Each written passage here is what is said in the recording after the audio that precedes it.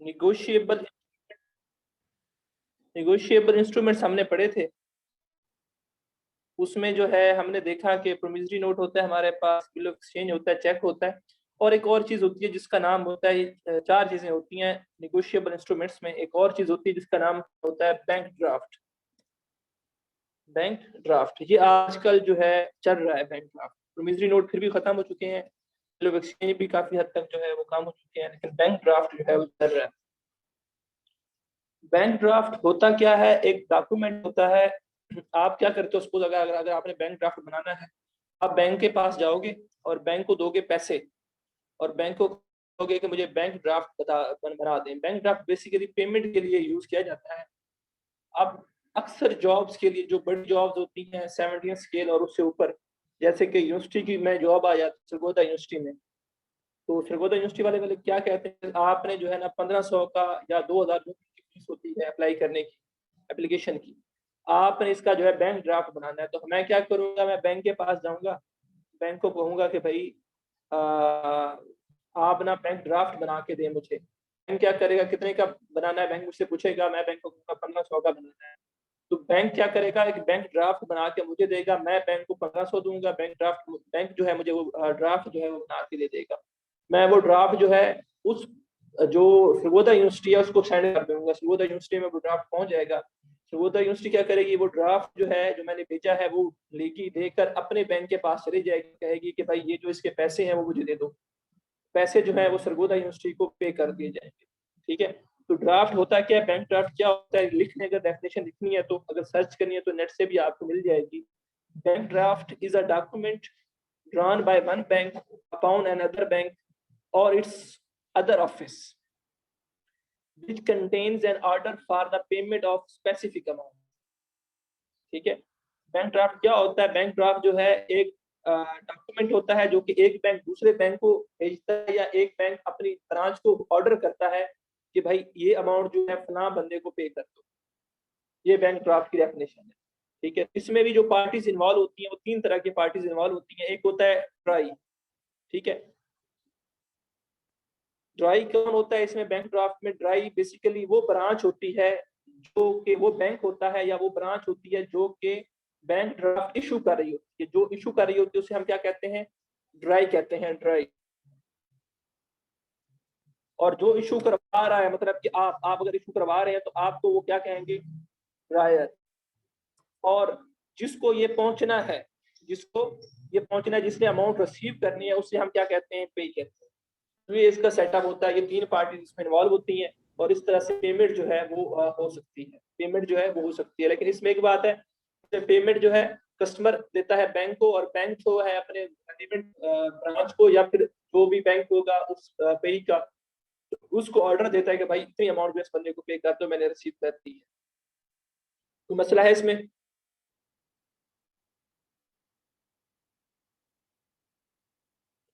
ठीक है, ये मेरे पास थे निगोशिएबल इंस्ट्रूमेंट्स।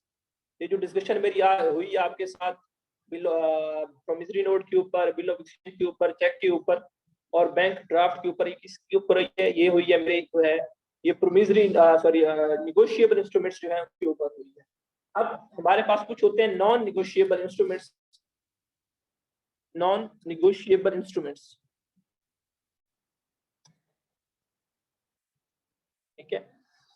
तो इसमें बेटा जो है उनके नाम मैं बता देता हूँ, इनको हम बाद में जो है हमने पढ़ना है, आगे जाके टॉपिक हमारा भी नहीं आएगा, ये आगे आएगा टॉपिक, तब हम जाके पढ़ेंगे, लेकिन नाम आपके जहन में होनी चाहिए। कुछ चीजें आपने पहले पढ़ी हुई हैं और कुछ जो है वो हम जो है वो पढ़ेंगे आगे जाके। एक का नाम है लेटर ऑफ क्रेडिट। अब लेटर ऑफ क्रेडिट क्या होता है ये हमने बाद में जाके पढ़ना है, हमारा एक टॉपिक है। ठीक है, वहां पे आपको पता चल जाएगा। जस्ट आपको पता होना चाहिए कि नॉन निगोशिएबल इंस्ट्रूमेंट्स कौन कौन से होते हैं। एक होते हैं हमारे पास स्टॉक्स, मतलब कि शेयर्स जो होते हैं हमारे पास, और एक हमारे पास जो है वो होते हैं बॉन्ड्स, उसके बारे में भी पता है आपको। और एक हमारे पास होते हैं कारपोरेट नोट्स।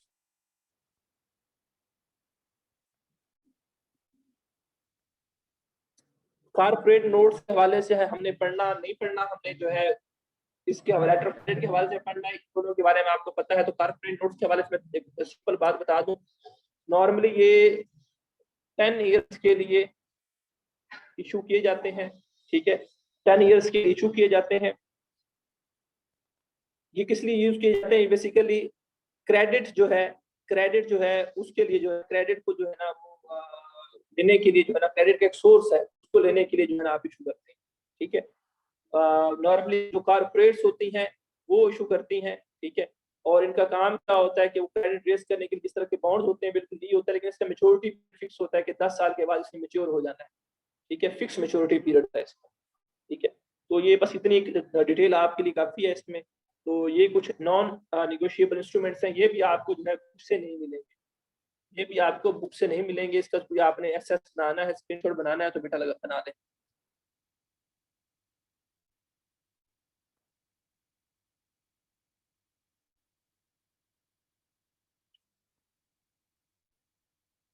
जी बेटा कोई मसला है तो पूछें। सर जी ये लास्ट वाला कारपोरेट नोट्स क्या हुआ बेटा? सर ये लास्ट वाला समझा दें, कारपोरेट नोट्स। कारपोरेट नोट्स होते हैं बेटा, आप कंपनी या बैंक क्या करते हैं, जब उनके पास पैसे उन्होंने लेने होते हैं पब्लिक से, तो कारपोरेट जिस तरह बॉन्ड होते हैं ऐसे कारपोरेट नोट्स इशू करती हैं। और इसका मेच्योरिटी पीरियड फिक्स होता है कि 10 सालों में इन्होंने मेच्योर हो जाना है। और उसमें उन्होंने प्राइस सेट की होती है कि 10 साल के बाद 100 रुपए वाला जो कारपोरेट नोट होगा वो हम आपसे 500 रुपए में वापस लेंगे। उसमें हर 6 महीने बाद आपको इंटरेस्ट नहीं देना पड़ता, बल्कि खास अरसे के बाद इकट्ठी अमाउंट आपको वापस मिल जाती है, ठीक है। ठीक है सर।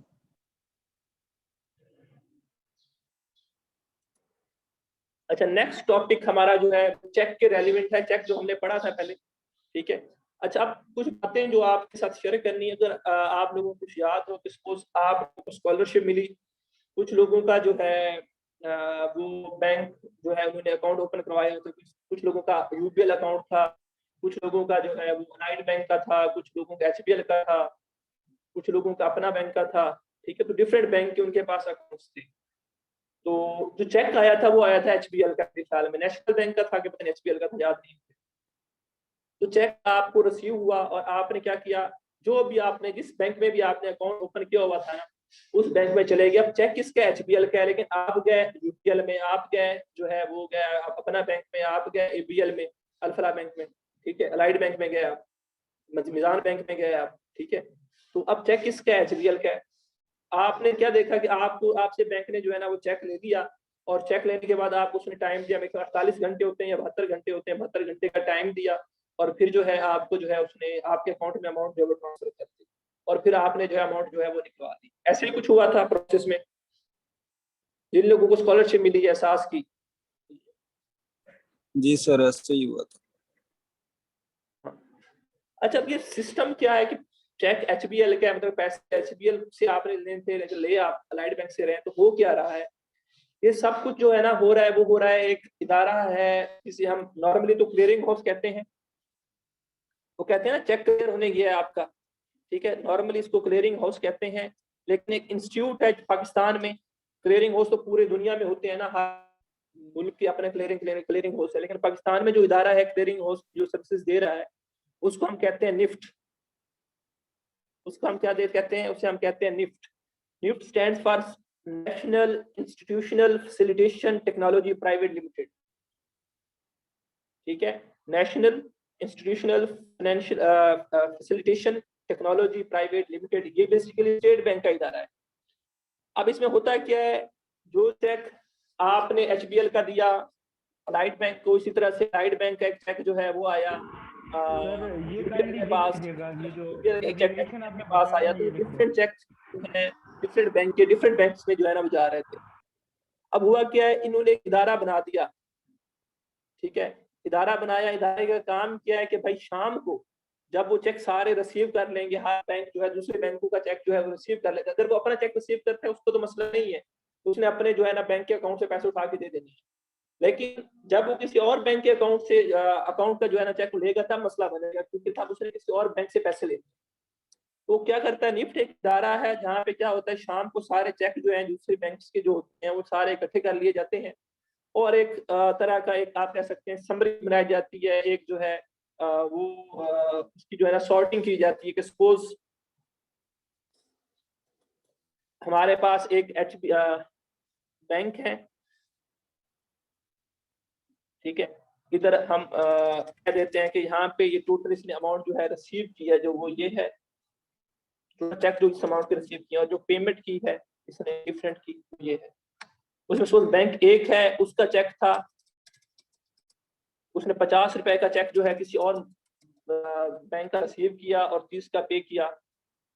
दूसरा बैंक है, उसने जो है इस बैंक का जो है वो 30 का पे किया और 20 का जो है 30 का रिसीव किया और 20 का जो है पे किया। इसी तरह से थर्ड बैंक था, उसने जो है दूसरे बैंक का जो है वो 40 का जो है वो रिसीव किया और 50 का जो है वो पे किया। मैं मिसाल दे रहा हूँ। तो होता है कि यहाँ पे वो क्या करते हैं, अपने डेबिट क्रेडिट कर लेते हैं कि सपोज 50 रुपए का मैंने पे किया है, रिसीव किया, और 30 रुपए का मैंने पे किया, तो आपने मुझे 20 रुपए देने हैं। इसी तरह से मैंने आपके 10 रुपए देने हैं, आपने मेरे 20 रुपए देने हैं। तो इस तरह से एक अमाउंट क्या हो जाती है, नेट ऑफ हो जाती है, और एक कैलकुलेशन जो है बड़ी इजीली जो है ना वो कर लेते हो। और दूसरे नंबर पे वहां पे जो है चेक जो है, अब डिफरेंट बैंक्स हैं तो उनका ना एक किस्म का सेंसर होता है, तो हर बैंक के पास वो सेंसर मशीन नहीं होती दूसरे बैंक की। सिक्योरिटी फीचर होते हैं ना चेक में भी। तो क्लियरिंग हाउस में वो सारे बैंक्स की जो है ना वो machines पड़ी होती है, वहां से आइडेंटिफाई भी हो जाता है कि चेक जो है वो और चेक तो नहीं है, डुप्लीकेट तो नहीं है, गलत चेक तो नहीं है। अगर चेक वैलिड होता है तो उसकी पेमेंट जो है वहीं पे जो है ना आपस में वो जो है ना ऑफसेट कर लेते हैं और क्लियर हो जाती है। इस तरह से क्या हो जाती है, पेमेंट भी उनकी हो जाती है, और ये जो बार बार उनका जो आना जाना था, ये कब तक हुई थी, वो भी खत्म हो जाती है। तो ये नॉर्मली हर जो है दिन के एंड पे जो है ये सारी कैलकुलेशन हो रही होती है निफ्ट में। तो वहाँ पे जो है ये सारे चेक्स की क्लियरिंग हो रही होती है। तो ये भी एक टॉपिक था। अब इसका पर्पस क्या है, क्लियरिंग क्यों की जाती है, उसके कुछ जो है ना बेनिफिट्स हैं जिस वजह से क्लियरिंग हाउस बनाया गया। एक तो ये है कि कैश पेमेंट करने में या कैश रिसीट करने में आसानी होती है। आप इसलिए जो है वो वहीं पे बैठ के ऑफसेट कर लेते हो, जगह बनी हुई है ना वहाँ पे, आपने ऑफसेट करना है सब कुछ, इसलिए आप ऑफसेट कर लेते हो। उसके बाद आपको जो है ना ये टेंशन नहीं होती कि भाई जो कैश मैं ले आऊंगा फिर देने जाना पड़ेगा, टाइम बच जाता है आपके पास, ठीक है। इसके अलावा एक्सपेंसेस आपके बच जाते हैं कि डिफरेंट डिफरेंट बैंक्स के पास जाने से बेहतर है कि एक ही जगह पे सारे इकट्ठे हो जाएं और सारा कुछ चल जाए सिस्टम। तो ये कुछ बेनिफिट्स हैं जो कि ये निफ्ट जो है ना इस इदारे से एसोसिएटेड है, ठीक है। तो ये क्लियरिंग हाउस है जो कि स्टेट बैंक के अंडर ही है ये बेसिकली, और ये सर्विसेज अपनी जो है ना वो दे रहा है यहाँ पे। ये टॉपिक था एक छोटा सा क्लियरिंग हाउस के हवाले से। किसी को कोई मसला है तो बेटा बताएं।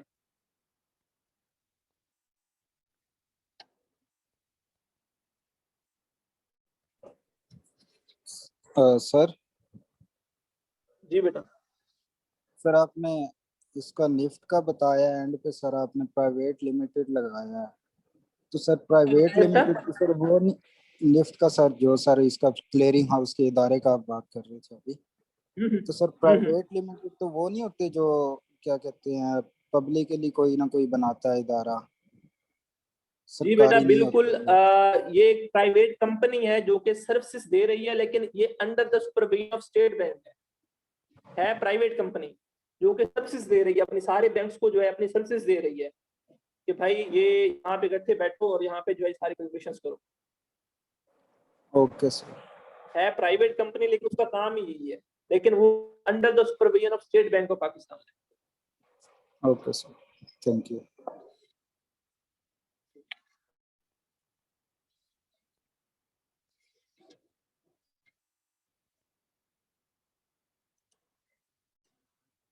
ठीक है, आप लोग जो है नेक्स्ट मीटिंग ज्वाइन करें। एक टॉपिक हमारा जो है पूरा हो जाएगा, इसमें पूरा नहीं होगा।